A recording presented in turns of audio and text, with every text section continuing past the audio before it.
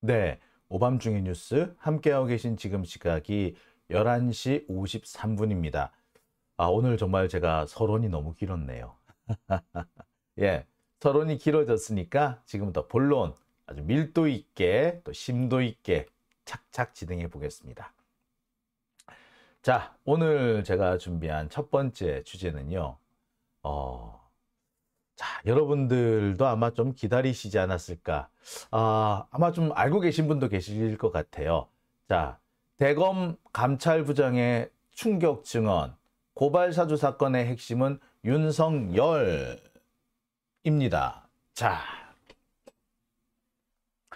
일단 이 얘기를 들어가기 전에요. 고발 사주 사건에 대한 얘기부터 좀 해야겠죠? 네. 자, 여러분, 고발 사주 사건이 어떤 사건입니까? 자, 지난 2020년 총선을 앞두고 당시 미래통합당, 그러니까 지금의 국민의힘 있죠. 이 국민의힘에서 검찰에 고발장을 하나 갖다 냅니다. 그 고발장의 내용은요. 이른바 채널A 검언 유착 사건이 유시민 등에 의해서 조작된 것이니 이 조작된 상황을 수사해 주십시오라는 내용을 담고 있습니다. 자, 고발 사주 사건 얘기를 했는데 갑자기 또 어디로 튑니까? 채널A 검언 유착 사건으로 넘어갑니다. 자, 채널A 검언 유착 사건은 어떤 사건인가요? 채널A 소속이었던 이동재가 한동훈을 만나러 부산까지 내려가죠. 윤석열 따라서. 윤석열이 부산지검 방문 갔을 때 같이 갑니다. 자, 그렇게 해서 부산을 갔어. 자, 거기에 따라간 이동재가 한동훈하고 앉아가지고 노닥노닥 얘기를 합니다. 근데 노닥노닥 얘기하는 게 다 녹음이 되고 있었네. 자, 그런데 그 와중에서 이동재가 자신이 취재하고 있는 얘기를 해요. 한동훈은 계속해서 그 녹음이 진행되는 대화 속에서 계속해서 조국 장관 까고 추미애 장관 까고 그다음에 문재인 대통령 욕하고 막 이런 얘기를 막 합니다. 자, 그러다가 자, 여기에서 이동재가 뭐라고 해요? 자기가 지금 유시민 쪽을 뒤지고 있다. 그래서 그 라임 사태 관련해 가지고 누구누구를 만나 가지고 이런 얘기를 하고 있다. 라고 하니까 한동훈이 뭐라 그럽니까? 아이, 그런 데서 하나 물면 되지. 이런 얘기를 해요. 그러면서 또 뭐라 그런다? 그런 정보를 누구한테 주라고? 범정에 갖다 주라고. 그 범정이 다 그런 일을 하는 거야. 이런 얘기까지 합니다. 자, 범정 그 당시에 누가 있었다? 예, 그 당시에 범정에 있었던 사람이 손준성이죠. 자, 그러니까 뭡니까? 손준성은 지금 그 공수처에서 기소가 된 상태에서 그 재판을 받고 있는데 이번에 윤석열하고 한동훈이 얘를 진급을 시켜주죠. 아니, 피의자라서 만나지도 못하겠다라고 하더니 피고인을 진급까지 시켜주고 있으면서 뭔 개소리야? 예? 하여튼 뭐 얘들 웃겨요. 그죠? 자, 요렇게 이동재와 한동훈이 마치 무언가 꾸미는 듯한 얘기를 합니다. 내가 여기 가서 뭐 이렇게 누구 가서 뭐라고 내가 좀 위협도 하고 그랬는데 뭐 이러니까 그러다가 하나 걸려들면 된다고 하는 둥 거기서 나온 자료를 저기 손준성이한테 갖다 줘라. 그거 다 알고 있다. 그러죠. 나중에는 그 이동재가 그런 얘기도 합니다. 한동훈이 나 팔아라 그랬다. 한동훈이 안 되면 나 팔아도 좋다. 그런 얘기까지 했다는 것이고, 자, 그런 얘기를 나중에 누구한테 가서 합니까? 예, 지현진이라는 사람, 예, 바로 제보자 X라는 사람한테 가가지고 얘기를 하는 거죠. 이 제보자 X는 당시 이동재로부터 협박을 받고 있던 그 라임 옵티마 신라젠 쪽 사람의 그 대리인격으로 이동재를 만나게 되는 거였죠. 자, 이 상황이 나중에 폭로가 됩니다. 그죠? 결국에 채널A와 한동훈이 상당한 유착 관계에 있고, 그리고 채널A가 취재한 내용을 한동훈한테 갖다 바치고, 한동훈은 자기가 그동안에 수사한 내용들 이런 것들을 슬슬 흘려주는 이런 관계가 형성된 게 아니냐. 특히 야 네가 취재한 거 절로 갖다 줘. 이런 식으로 하잖아요. 그죠? 자, 요런 내용이 터집니다. 이게 바로 채널A 검언 유착 사건입니다. 자, 그런데 이 사건이 터져가지고 일파만파 파장이 번지니까 검찰에서 이걸 뒤집게 하려고 해요. 야, 이거는 뭐 그 제보자 X 지현진이라는 사람이 이 유시민과 짜고 한동훈과 이동재를 함정에 빠뜨려서 자신들이 원하는 말을 뽑아낸 거다. 뭐 이렇게 주장을 하죠. 자, 그러면서 고발장을 만들어서 검찰에 제출합니다. 근데 이 고발장을 누가 만들어요? 검찰이 만들고 그 검찰이 만든 것을 손준성을 통해서 김웅한테 가고 김웅이 그 조성은 씨라는 사람한테 주고 이 조성은 씨가 고발장을 접수하는 이런 관계를 만드는 겁니다. 이게 바로 고발사주 사건이었어요. 아우 길다. 그렇죠? 자, 근데 이 고발사주 사건 시간이 지나면서 수사를 안 하고 대충 뭉개다가 지금까지 와버렸어요. 2002년 총선을 앞두고 생겨났던 사건인데 아직까지도 결론이 안 났습니다. 검찰이 유시민, 최강욱 등을 수사하기 위해서 조성은 씨에게 고발장을 전달해 주면서 고발하라고 종용한 사건입니다. 자, 이 고발장의 내용이 아까 말씀드렸듯이 채널A 검언 유착 사건은 사실은 지현진과 유시민이 짜고 한동훈과 이동재를 함정에 빠뜨린 사건이었다. 조작 사건이었다. 이렇게 주장하는 내용인 거예요. 그 내용이. 자, 이게 고발사주 사건이었습니다. 이 고발사주 사건은요. 공수처가 수사를 합니다. 공수처가 뭐 이렇게 관련된 내용들을 쭉 파악을 하고 관련 증거도 쭉 수집을 했습니다만 누구만 기소하고 만다? 손준성만 기소하고 말고요. 김웅은 또 빠져나가요. 기소가 안 되고 도망 나가버립니다. 제가 볼 때 이거는 공수처가 불철저하기 때문이에요.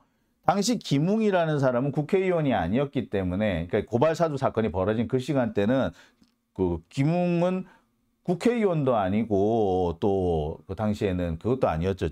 검사도 아니었죠. 그래서 공수처 수사 대상이 아니라고 해서 뺐는데 문제는 이 손준성과 김웅이 공범 관계잖아요. 원래 공범 관계일 경우에는 공수처에 수사를 할 수 있어요. 그런데 딱 빼서 검찰에 보내버렸단 말이야. 이런 개떡 같은 경우가 아니야. 이거는 공수처가 너무나도 나중에 딱 얘기합시다. 자, 이런 상황이 됐습니다. 그래서 지금 손준성만 기소가 돼 있는데 지금 노골적으로 윤석열하고 한동훈이 손준성을 싸고 돌고 있는 거죠. 심지어 당시 공개된 내용 중에는 조성은 씨가 이 김웅으로부터 전달받은 이 텔레그램 메시지가 그대로 포함이 돼 있고요. 심지어 이 전화 목소리까지도 그대로 포함이 된 겁니다. 그리고 나중에 이 관련자들의 핸드폰을 포렌식하는 과정에서 한동훈이 카톡 사진 60장 정도를 보낸 것도 확인이 돼버려요.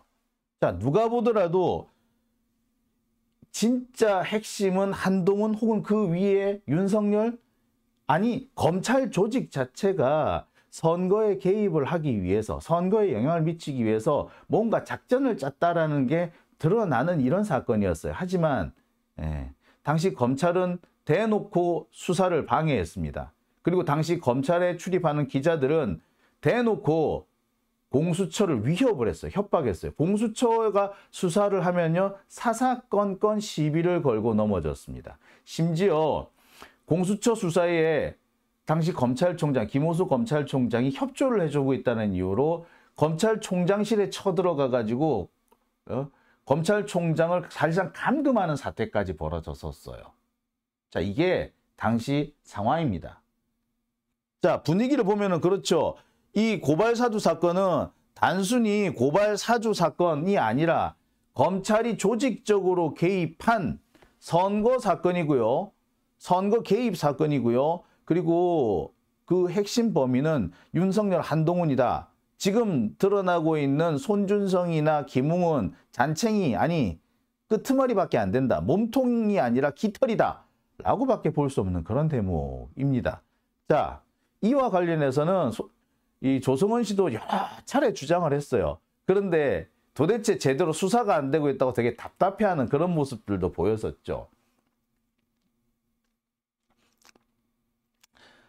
특히 검찰은요, 이 공수처 수사 과정에서 공용 핸드폰, 그러니까 검사들이 자기 그 직책을 갖고 있기 때문에 검사로서 이 검찰청으로부터 부여받은 공용 핸드폰이라든지 사무용 컴퓨터의 하드디스크까지 모두 삭제입니다. 이른바 디가버징 해버리죠. 한동훈식으로 주장하면은 증거인멸입니다. 증거인멸이면 구속을 해야 되죠. 근데 판사들이 구속을 안 시켜요. 판사 이것부터 조져놔야 되는 거지. 툭 하면은, 아니 민주진보 진영 사람들은 툭 하면은 아니 컴퓨터 바꾸면 다, 휴대폰 바꾸면 다 증거인멸이라며. 그런데 왜 검사는 왜 휴대폰 숨기고 안 뺏기려고 들어눕고 그래도 왜 기소가 안 되고 구속이 안 되는데, 이거는 판사 새끼들이 나쁜 새끼이기 때문에 그런 거 아니에요. 판사가 검사들한테 눈치를 질질질질 보고 오줌 찔찔찔찔 사니까 생기는 사건 아닙니까? 하여튼 뭐, 예, 어쨌거나 당시 상황은 이런 상황이었습니다. 이게 검언 유착 사건, 그 다음에 고발 사주 사건이에요. 자, 지금까지 이 고발 사주 사건에서는요, 조성은 씨가 일단 증인으로 출석을 해서 증언을 했습니다. 그리고 이 고발 사주 사건을 처음으로 보도한 전혁수 기자도 출석을 해서 증언을 해요. 그리고 이번 주에는 한동수 전 대검 감찰부장이 법정에 진술해서 증언을 합니다. 한동수 대검 감찰부장은요, 66년생이고요. 사법연수원 24기입니다. 서울대와 대전 대신고를 졸업했고요. 판사 출신입니다. 판사로 재직을 하다가 퇴직해서 변호사 활동을 하던 중에 대검 감찰부장으로 발탁이 됐고요. 2019년 10월 조국 전 장관이 임명을 했습니다. 그리고 작년 7월에 사임을 했죠. 원래 임기는요, 올해 10월, 그러니까 이번 주 정도까지가 한동수 대검 감찰부장이 임기였습니다. 그런데 윤석열하고 한동훈이가 이 한동수 감찰부장을 그렇게 괴롭혔어요. 손발을 다 자르고 한동수한테 감찰을 당한 이런 사람들을 막 거기 배치를 해두는 거야. 그러니 무슨 말입니까? 나가라 이 소리죠. 그래서 1년을 몇 달을 잘 버팁니다. 하지만 더 버티지 못하고 작년 7월에 사임을 하죠. 그리고 바로 지난 목요일 법정에 서서 윤석열과 한동훈의 비리 행각을 직접 법정에서 증언을 하게 되는 겁니다. 자, 증언 내용을 좀 살펴볼게요. 당시 한동수 감찰부장의 얘기를 들어보면 그래요. 이게 고발 사주 사건에 대해서 감찰을 하기 위해서 한동훈을 감찰하겠다 뭐 이렇게 하고 가니까 뭐라고 했냐면 처음에는 매일 보고하라고 이런 식으로 얘기를 했답니다. 자, 그 다음에 나중에 압수수색을 하겠다라고 하니까 쇼하지 마라 면서 폭언을 하게 됐대요. 심지어 책상에다 다리를 이렇게 탁 올려놓고는 야, 그 보고서 거기다 넣고 가 라고 하는 그런 일까지 있었다고 합니다. 경우에 따라서는 되게 위협적인 그런 행동을 보이기도 했다 그러죠. 이런 모습은요, 이성윤 전 서울중앙지검장, 현재도 검사장이시죠. 예. 이성윤 검사장이 윤석열한테 당했던 것과 되게 유사합니다. 이성윤 검사장도 이 윤석열로부터 상당히 모욕적인 그런 처우를 당했다라고 증언을 하죠. 그런데 보세요. 연수원 24기면은요, 글쎄, 그 윤석열을 이렇게 함부로 대할 그런 기수는 아닙니다. 그런데 세상에 아무리 지가 검찰총장이지만 떡하니 발을 올려놓고 말이야. 그 보고서 거다 놓고 가. 또 뭐 압수수색 한다니까 쇼하지 마! 라고 했다고요? 사실상 이거는 이 윤석열이 한동훈을 대놓고 막아준 거죠. 보호해 준 겁니다. 감찰부장이 한동훈을 감찰하려고 하니까 감찰 못하게끔 위협하고 협박한 거예요. 사실 이거부터 탄핵 사유입니다. 따라서 당시 이 사람을 탄핵을 했었어야 돼요. 추미애 장관이 탄핵을 하려고 했고요. 근데 탄핵을 안 받아준 게 박범계하고 이낙연입니다. 윤석열 탄핵에 제일 많은 반대를 했던 게 이낙연만큼 박범계라는 얘기 뭐 모르는 사람이 없죠. 솔직히 말하자면. 자, 여하튼 한동수 부장은 이런 일을 당했었습니다. 자, 그런데 이분이 어제 법정에서 이런 말씀을 했어요. 당시 윤석열은 선거 상황에 엄청 관심이 많았다. 그래서 심지어는 조국이 페이스북에 글을 올리면은 검찰에서 쪼르르 총장 보고를 하더라. 주로 범정에서 하여튼 뭐 어디가 됐든 조국이 페이스북에 글을 올리면 총장 보고를 하더라. 유시민이 독일로 출국한다면 독일에 출국했다고 글을 보고를 하더라. 거의 실시간으로 한동훈하고 윤석열한테 보고가 되더라. 라고 법정에서 얘기를 합니다. 아니, 조국 전 장관이 페이스북 글 올린 거를 한동훈이 뭐 이렇게 보고를 받아야 돼요? 그게 검찰 업무하고 무슨 상관인데? 예? 나 이거 한번 짚어보고 싶어요. 제가요, 한동훈하고 지금 그 공방을 벌이고 있잖아요. 소송을 벌이고 있잖아요. 자, 제가 지금 소송을 벌이고 있는 주된 핵심 내용이 뭐냐면, 왜 LCT 사건에 한동훈 네가 개입을 하지 않았느냐 이거예요. 근데 한동훈 말은 뭐다? 내가 개입할 수 없었다. 이런 식의 주장입니다. 그런데 야, 한동훈이 이제 개새끼도 아니고 말이야. 뭐라고요? 봐요. 조국이 페이스북 글 올리는 것까지 보고를 받는 놈이 LCT 보고를 안 받았다고? 그 말이 돼? 말이 되냐 이 개새끼야? 자, 이런 판국에 한동훈이 개입할 수 있는 여지가 없었다고? 그렇게 판단한 판사 새끼도 나쁜 새끼죠.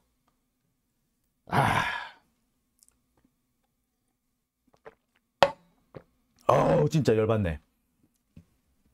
자, 당시 이런 상황이었다고 합니다. 조국 전 장관이 페이스북으로 올리면 총장 보고를 하고, 유시민이 독일 출국한다고 해서 그게 총장 보고가 되고, 그걸 다 한동훈이 다 보고를 받고. 뭐야 이거? 자, 그러면서 이렇게 얘기를 합니다. 당시 MBC가 이 검언 유착 사건에 대해서 보도를 하는데, 이 보도의 제보자, MBC가 이 검언 유착 사건을 보도할 때 그 제보자가 바로 지현진이다 라는 이 내용은 사실 조선일보가 처음 보도를 합니다. 근데 조선일보가 보도하는 이 시점에 이게 이제 4월 3일인가 그래요. 2020년 4월 3일. 그러니까 거의 선거가 이제 임박한 상태죠. 한 20일 정도 남았네요. 자, 이 조선일보 보도가 나갈 때 사실은 이 내용을 검찰 내에서 알고 있는 사람이 몇 사람 안 됐다. 대검 감찰부에서 보고받은 게 4월 2일이었고 이 무렵에 범정 정도만 이걸 알고 있었고, 그리고 총장이 알고 있었다. 자, 그런데 이게 조선일보에 보도가 됐는데, 자, 이 조선일보 보도가 이걸 뭘로 본다? 예. 사실은 시작을 검찰발 기사로 보고 있어요. 그러면 도대체 누가 조선일보에 이 제보자의 이 인적 사항을 알려준 겁니까? 누가 보더라도 범정이지. 근데 범정에 누구? 손준성이 있지. 손준성은 또 누구? 예, 한동훈의 직계였던 거예요.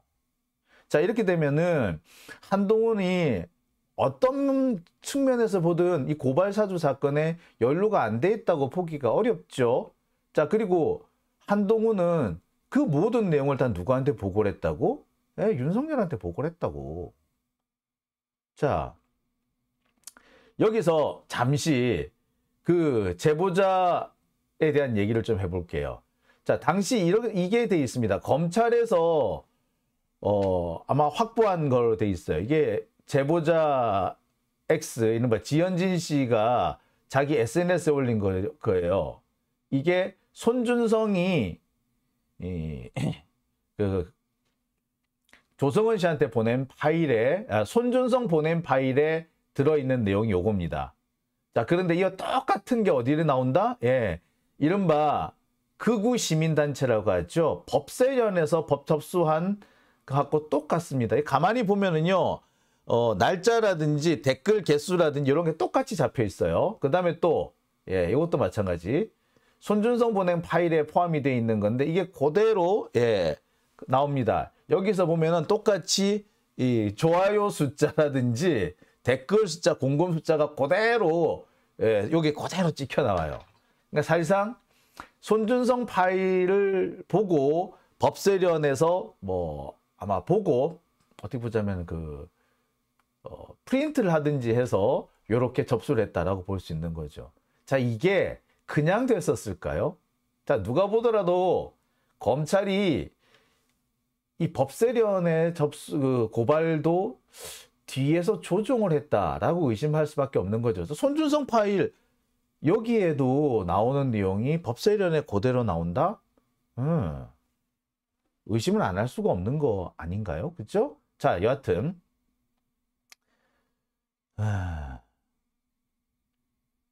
자, 이와 관련해 가지고 이 한동수 전 대검 감찰부장은 이렇게 얘기를 합니다. 고발사주 고발장, 이른바 손준성 보낸 파일에서 시작이 돼 가지고 당시 미래통합당, 지금의 국민의힘에서 검찰에 접수시킨 그 고발사주 고발장, 요걸 자세히 뜯어보니까 내용은 무슨 극우 유튜버가 쓴 것 같이 그렇게 황당무계한 내용이더라. 그런데 이 문장이라든지 내용을 자세히 따져보면은 제3자가 뭘 썼다기보다 당사자이기 때문에 쓸 수 있는 내용들이 너무 많아 보이더라. 그래서 뭐 당사자성이 두드러지더라. 자, 그러면서도 극우 유튜버가 쓴 것 같은 그런 내용에 마치 이 사건 관계자가 쓴 것 같은 그런 내용에, 자, 그럼에도 불구하고 뭐 법률 전문가의 문체, 그리고 검찰이 가지고 있는 고발장 양식, 이런 것들이 고스란히 들어가 있더라. 자, 그렇다면 뭐다?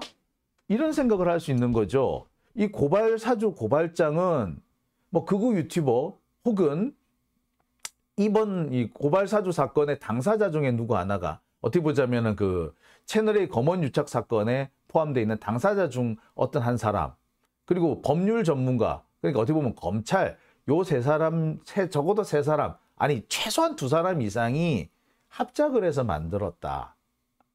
누구는 초안, 누구는 뭐 감수, 누구는 작성, 뭐 이렇게 했을 가능성이 있다. 이렇게 얘기를 합니다. 왜? 아무리 봐도 이건 한 사람이 쓴 것 같지는 않다. 내용을 보자면 극우 유튜버가 쓴 것 같고, 또 군데군데 포함되어 있는 사실들을 종합을 해보면 이거는 사건 관련자가 쓴 것 같고, 자, 그런데 문체라든지 뭐 나아가 어떻다든지 그러함에도 라든지 이렇게 특정한 문체를 꼭꼭 집으면서 이거는 법률 전문가들이 쓰는 문체인데 법률 전문가가 쓴 흔적이 보인다. 그리고 무엇보다 검찰이 보유하고 있는 고유 고발장 양식이 그대로 투영돼 있다. 라고 지적을 합니다. 그러면서 이 한동수 부장은 뭐라고 지적을 하느냐. 이거는 여러 명이 썼고 이 중에는 법률 전문가도 있고 검찰 관계자도 있다. 이런 취지의 말을 하는 거예요. 그렇죠? 자, 그러면서 아주 중요한 지적을 하나 합니다. 손준성이 왜 자기 일도 아닌데 이렇게 적극적으로 이렇게 위험한 짓을 했는지 모르겠다. 손준성 보냄 그러니까 결국에 손준성이 그 파일을 보냈다는 얘기인데 도대체 손준성은 왜 그랬을까? 그랬는데 내가 가만히 살펴보니까 짚히는 게 있더라. 나는 이 고발사주 사건을 매일 검찰총장한테 직접 보고하고 그리고 수정관실, 수사정보정책관실, 그러니까 범정이 이 사건에 직접 개입됐다라는 여러 가지 강력한 증거들이 있다. 이게 간접 사실인지는 모르겠으나 이 사건에 수정관실이, 그러니까 대검 수정관실은요, 대검 반부패부 소속이에요. 반부패부 수정관실이 이 사건을 컨트롤을 했고 이 사건에 대해서 한동훈하고 윤석열한테 계속 직보하고 있는 상태였다. 이런 상황을 내가 알 수 있었다. 왜? 그런 사실을 내가 봤다. 예, 직접적인 건 아니지만 간접적으로는 봤다. 권순정, 손준성, 윤석열 이 셋이서 휴일날 막 같이 다니는 거 내가 여러 번 봤다. 이랬다는 겁니다. 자, 이게 직접적인 증거는 아니들지 몰라도 이들이 상당히 밀접한 관계에 있다는 것은 명백한 거죠. 즉 수정관실에서 수사정보정책관실에서 이 문제의 파일을 만들었다면 고발사주 사건의 그 문제의 파일을 만들었다면 그 파일은 수정관실 혼자서 했을 리가 없고 윤석열이 몰랐을 수도 없다. 예. 이들은 일요일에도 같이 휴일날에도 같이 몰려다니는 자들인데 그걸 윤석열이 몰랐다는 건가? 그거는 말이 안 된다. 라는 취지로 말을 한 거죠. 종합해보면 그렇습니다. 이 고발사주 사건의 실질적인 주도자, 아니 핵심 인물, 적어도 주요 관련자에는 윤석열이 포함된다. 라는 얘기를 하는 거죠. 우리는 지금까지 이 고발사주 사건에 대해서 한동훈이 관련돼 있을 거다. 라는 얘기는 많이 했지만 윤석열까지는 안 갔죠.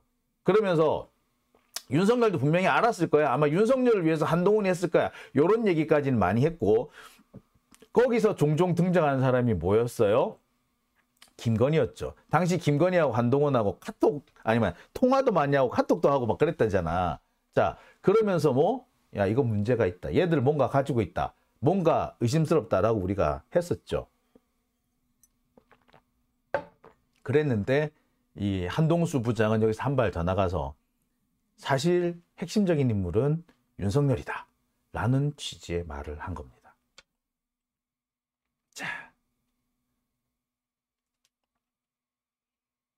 자, 우리는 어떻게 보면 잘 알고 있는 얘기예요. 뭐 그렇게 새로운 얘기는 아닙니다.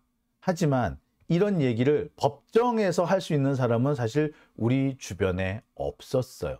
그런데 한동수 부장이 용기 있게 이 얘기를 한 겁니다. 자, 제가 이 그림을 제가 작년에 재작년인가요? 참 많이 여러분들한테 보여드렸어요. 이른바 그 고발사주 사건에 연루된 사람들, 관련된 사람들의 모습입니다. 사건의 핵심에는 한동훈이 있죠. 자, 이 한동훈과 윤석열은 아주 밀접한 관계예요. 뭐 당시에는 뭐 검찰총장과 뭐 대검 반부패 부장 혹은 뭐 부산에 있는 부산 고검 차장검사 뭐 이런 관계였겠지만 하여튼 되게 밀접했어요. 그래서 이들끼리는 통화가 되게 잦아요. 카톡으로도 자주 만나요. 연락이 돼요. 자, 하루에 10차례에서 혹은 17차례 정도 통화를 한다는 사실이 확인이 됩니다. 뭐라고 했는지는 모르겠으나. 그죠? 자, 그리고 한동훈과 김건희 이들 사이에도 연락이 오가죠. 여러 차례 통화를 하고 카톡 메시지가 오갔다는 것도 확인이 됐죠.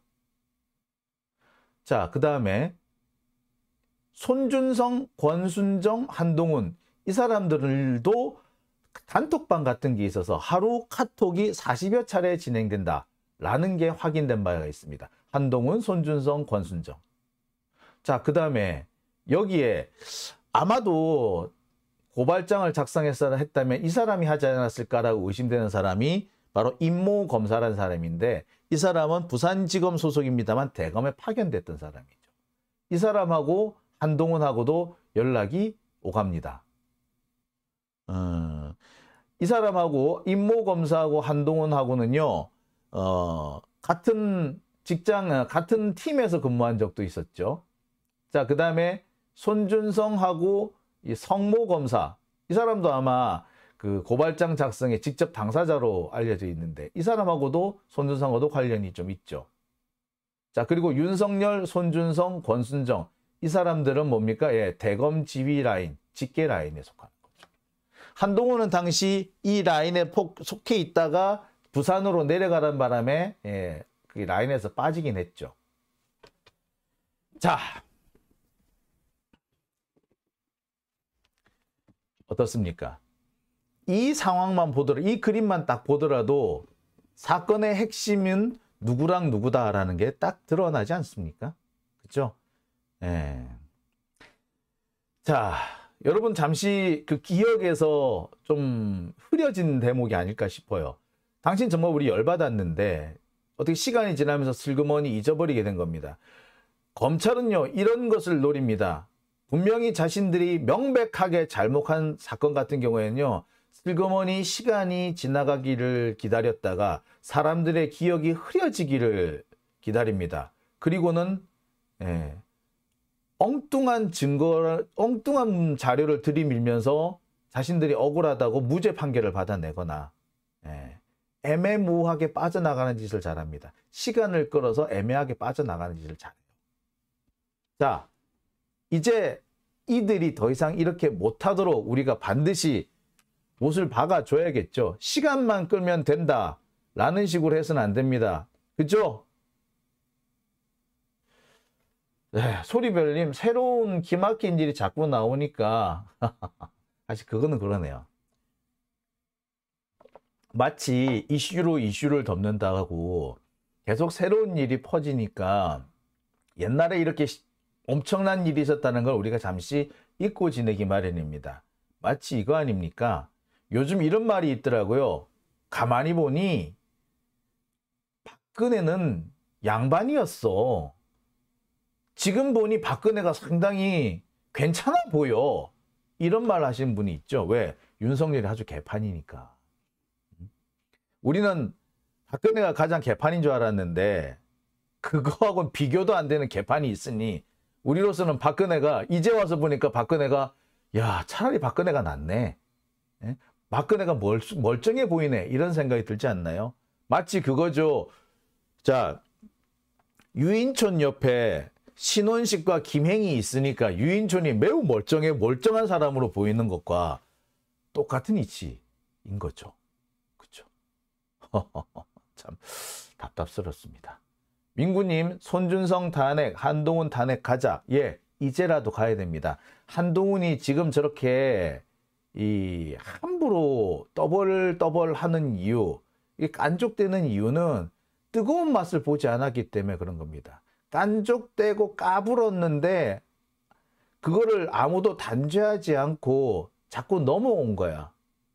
그게 윤석열이나 정치검찰의 이런 행태 때문에 그렇게 된 거겠지만 우리가 좀 더 철저하지 못했기 때문이고 이 한동훈이 이렇게 위기에 처했을 때 날리지 못했던 게 원인입니다. 이게 딱 걸렸을 때 일단 한동훈 탄핵부터 해서 되는 거 아니야. 관련자들 탄핵부터 탁탁탁탁 해서 목을 잘라놓고 검사직을 베껴놓고 난 다음에 수사를 했었어야죠. 그죠? 그런데 그거를 안 하니까 그 사이에 엄청나게 많은 일들이 벌어지죠. 심지어 기자들이요. 당시 한동훈이나 얘네들 보호하려고 무슨 짓까지 했다? 예. 검찰총장실에 쳐들어간 일도 있어요. 그 당시에 무슨 일까지 있었다? 제가 그때 그랬어요. 2021 기레기의 난이라 그랬어요. 검찰 대검 출입하는 간사, KBS 천모 기자 등 15명의 기자들이 검찰총장 그 사무실 출입구를 막고 50분 동안 항의를 한 사건이 있었어요. 김호수 검찰총장이 사실상 감금 상태에 빠진 거죠. 당시 충북 진천 법무연수원에서 전국 검사장 회의를 열 예정이었는데 그 일정이 30분이나 지연이 됐습니다. 그런데 대검 간부들이 수수방관했어요. 당시 기자들이 요구했던 게 뭐다? 한동수 내려와라. 한동수가 직접 설명해라. 라는 식으로 주장을 했는데 뭔 주장이었다? 이유는 뭐? 대검 대변인 공용 휴대폰이 공수처에서 포렌식이 됐다. 이 포렌식을 했다라는 이유 때문에 대검에서 공수처가 포렌식을 했는데 이 포렌식에 그 김호수 검찰총장이 협조를 해줬다라는 이유 때문에 이 난리를 친 겁니다.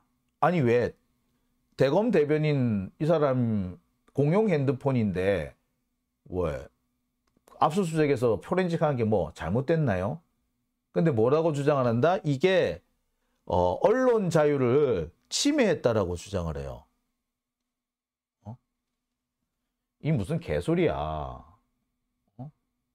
이게 말이 됩니까? 이게 왜 언론 자유 침해예요? 이 당시 권순정은요. 아까도 말씀을 드렸듯이 우리 아까 제가 여러 번 보여드렸듯이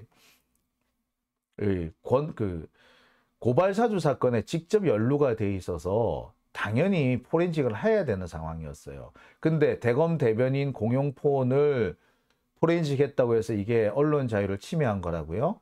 도른 거지. 그러면서 이 주장을 하면서 한동수 내려와라. 한동수가 설명해라. 라고 억지를 부리면서 김호수 검찰총장의 길을 막고 50분 동안 항의를 했다는 거야. 이게 개새끼들 아니야? 그죠? 이 일에 가장 적극적이었던 사람이 당시 간사하고요. 그 다음에 누구? KBS 천모 기자라는 사람이에요.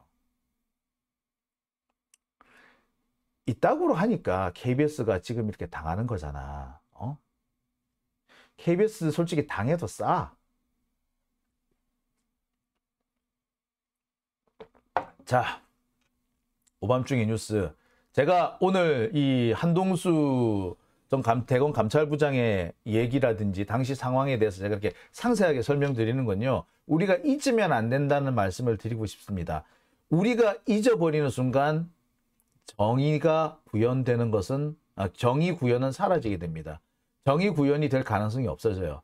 민주시민들의 뇌리에서 잊혀지는 한 우리가 왜 우리가 세월호를 기억하겠다고 했습니까? 우리가 있는 순간에 진상규명도 사라지게 되고 진실도 사라지게 되고 거짓이 진실을 대신하게 되는 그런 일이 벌어지기 때문 아니겠습니까? 그죠? 그래서 제가 우리의 기억에서 사라지기 시작한 이 고발사주 사건 그 핵심이 누구인지 그리고 그 사건이 어떻게 진행이 됐었는지 그리고 그 당시에 기레기들이 무슨 짓을 했는지 제가 꼭 말씀을 드리고 싶습니다. 그죠? 자, 오밤중의 뉴스. 제가 준비한 첫 번째 주제는 여기까지고요. 이어서 두 번째 주제로 넘어가겠습니다.